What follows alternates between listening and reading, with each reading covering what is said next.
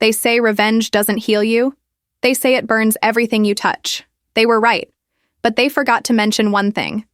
Sometimes the fire feels good. My name is Claire Monroe. I'm 34, and 3 years ago, I lost everything I loved because of one man's greed. This isn't a story about forgiveness.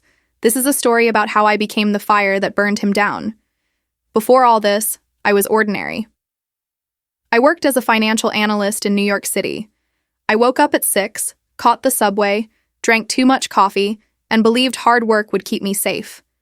I was engaged to Ryan Carter, charming, ambitious, the kind of man who made promises sound like poetry. He'd whisper, "We'll build something great, you and me." And I believed him. Because back then, I still believed people were good. We started our own firm, Monroe and Carter Financial. Small, but growing. Clients trusted us. We worked side by side late into the night. We were partners, in business and in love. Or at least, that's what I thought. It started small. A missing signature on a client contract.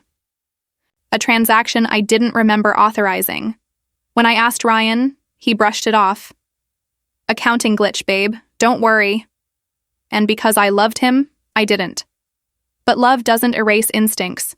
Something inside me, quiet but sharp, started whispering that I was being used. Then, one night, I stayed late at the office to finish reports.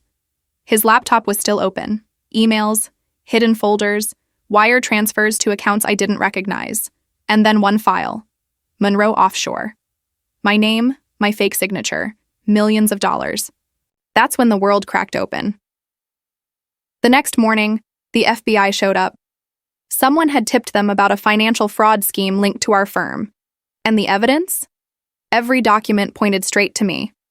Ryan sat there, cool as ice, while I was handcuffed in front of my employees. He didn't even look at me when they dragged me away. 3 days in a cell. No lawyer, no calls. Just me replaying every "I love you" he'd ever said and realizing they were all weapons. When I got out on bail, everything was gone. The firm, my accounts, my apartment. Ryan had vanished. And so did the woman I used to be. I didn't cry. Not really. I just stopped. For months, I lived in a motel outside the city, watching the skyline from a cracked window, trying to understand how I'd missed the signs. Then one night I saw him on TV. Ryan Carter, smiling, shaking hands at a charity gala. He'd rebranded himself as the CEO of a new company, built on stolen money, and everyone loved him for it. That night I decided, if the law couldn't touch him, I would. I got a new job under a fake name. I studied cyber forensics. I learned how to trace what he thought he'd hidden. I became invisible and dangerous. Revenge isn't about rage. Rage is messy. Revenge is about control. I spent a year building a fake persona. An investor named Elena Ward. I built fake credentials, fake networks, fake everything. Then I approached Ryan's company as a potential backer. He didn't recognize me. My hair was darker, my voice colder. But his ego recognized money.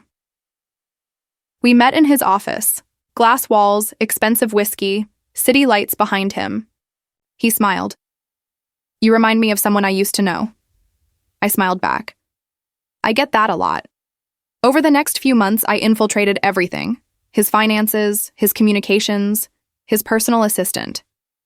Every secret he'd ever hidden. I collected it piece by piece until his empire was built on nothing but a time bomb. The night it all ended, the city was drowning in rain. Ryan was at a private event downtown. Investors, politicians, cameras. I watched from across the street as the emails went out, the documents hit the press, the servers crashed. Fraud.